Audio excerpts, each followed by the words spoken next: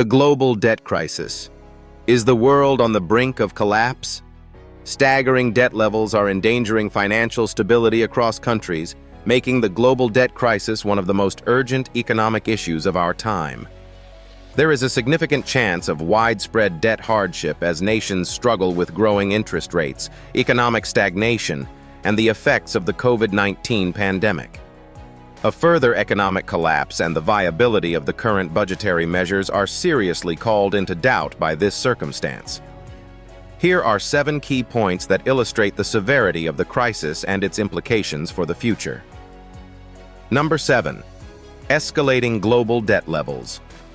The phenomenon of escalating global debt levels is a multifaceted issue that has reached critical proportions, with global public debt estimated at approximately $97 trillion in 2023. This figure represents a staggering increase from pre-pandemic levels, where many countries enjoyed relatively stable debt to GDP ratios. The IMF's projections indicate that by the end of 2024, this debt could exceed $100 trillion, translating to about 93% of global GDP. The surge in debt is primarily a result of expansive fiscal policies adopted during the COVID-19 pandemic, where governments worldwide implemented unprecedented stimulus measures to support their economies. These measures included direct financial assistance to individuals, wage subsidies for businesses, and substantial investments in healthcare systems. While these interventions were crucial for preventing immediate economic collapse and preserving jobs, they have led to long-term fiscal challenges. Countries now face the daunting task of managing significant debt loads while simultaneously striving for economic recovery and growth. This dual pressure creates a precarious situation where nations must balance the need for fiscal prudence with the imperative of stimulating economic activity, often leading to difficult trade-offs and policy dilemmas. Number 6. Impact on developing countries. These measures included direct cash assistance to individuals, salary subsidies for businesses, and significant expenditures in healthcare systems. These measures have caused long-term financial problems, even if they were necessary to prevent the economy from imploding immediately and to preserve jobs. Today's governments must pursue economic recovery and expansion while managing significant debt loads. Countries must reconcile the need for fiscal discipline with the desire to increase economic growth as a result of this simultaneous demand, which frequently leads to difficult trade-offs and policy dilemmas. Furthermore, governments run the risk of escalating social dissatisfaction and political instability when they put debt repayment ahead of social investment. It is becoming more and more difficult for these countries to fulfill their commitments without turning to austerity measures or greater borrowing as a result of external factors like rising interest rates and inflationary pressures that further strain national budgets. Number 5.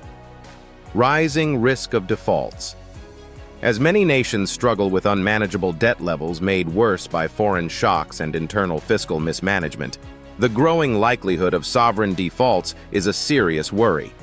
According to economists, defaults will rise in the upcoming years, especially among developing countries that lack the financial resources to properly manage their loans.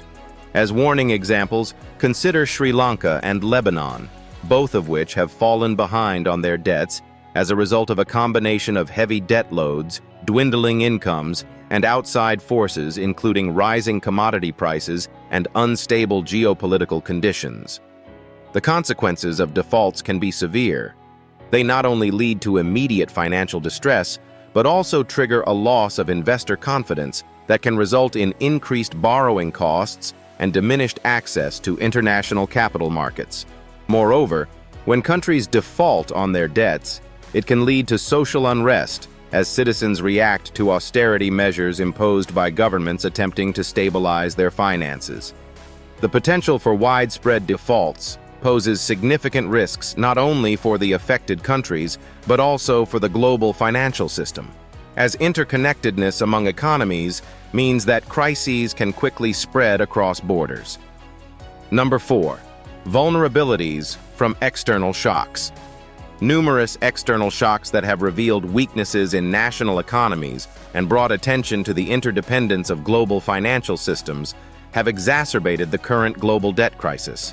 The COVID-19 epidemic served as a major impetus for a rise in borrowing as governments throughout the world attempted to lessen its catastrophic effects on the economy by implementing stimulus plans intended to aid companies and people impacted by lockdowns and other disruptions. However, many nations are now unprepared for future difficulties as a result of their reliance on debt. These problems have been made worse by geopolitical tensions, such as Russia's invasion of Ukraine, which have disrupted global supply lines, raised oil costs, and exacerbated inflationary pressures globally. Many countries now have higher borrowing costs as a result of these external shocks because investors are demanding higher risk premiums amid growing economic uncertainty. As a result, nations with large debt loads are in a difficult position where they have to manage a more unstable international climate while juggling short-term financial demands with long-term sustainability objectives. Number 3. Need for structural reforms. To effectively address the systemic issues underlying the global debt crisis, experts emphasize the necessity for comprehensive structural reforms within the international financial system. One key recommendation is the establishment of transparent lending practices that promote responsible borrowing and lending among nations. This could involve creating standardized frameworks for assessing creditworthiness that take into account not only current economic conditions, but also future growth prospects and social indicators, such as poverty rates and inequality levels. Additionally, there is a growing consensus on the need for a permanent global debt mechanism that can facilitate equitable debt relief for countries facing crises without subjecting them to punitive measures or excessive conditionalities often imposed by international financial institutions. In addition to guaranteeing that vulnerable countries receive prompt assistance when they experience economic hardship, such a framework would offer an organized method of handling sovereign debt difficulties. These reforms could contribute to the establishment of a more robust financial system that can adjust to shifting economic conditions by encouraging cooperation among creditors, including bilateral lenders, multilateral development institutions, and private sector actors. Number 2. Consequences for economic growth. High levels of public debt have consequences that go well beyond short-term budgetary issues. They also present serious threats to international stability and long-term economic progress. Governments are finding it more difficult to invest in vital sectors like infrastructure development, education systems, healthcare services, and technological innovation crucial for promoting sustainable economic growth as they devote significant portions of their budgets to servicing existing debts, frequently surpassing 10% or more. Over time, as public services deteriorate and investment prospects decline owing to a lack of finance or investor trust, this resource diversion may cause economic activity to not just stagnate, but also contract. Furthermore, having a lot of debt makes both investors and consumers hesitant. Businesses may put off plans for expansion or investments, and consumers may cut back on spending because they are worried about future tax rises or cuts to public services that are essential to their well-being. Essentially, governments may use borrowing as a temporary fix for budgetary issues brought on by pandemics or wars, which may initially appear necessary. But over time, this can weaken their capacity both politically by eroding public confidence and economically by limiting growth prospects, creating an unsustainable cycle. Number 1. Call for multilateral action. Given the growing global debt crisis, which is being made worse by a number of factors such as pandemics and geopolitical tensions, as well as the complex ramifications it has for many different sectors, multilateral action is urgently needed to address these urgent issues through collaboration between countries and international organizations like the World Bank and the United Nations. The United Nations has put forth a comprehensive roadmap that focuses on increasing accessible financing options that are specifically suited for development projects in vulnerable nations, while also expanding contingency financing mechanisms that are specifically intended to support countries that are in severe distress. primarily because of high levels of existing debt combined with rising interest rates and inflation pressures that are negatively impacting their economies.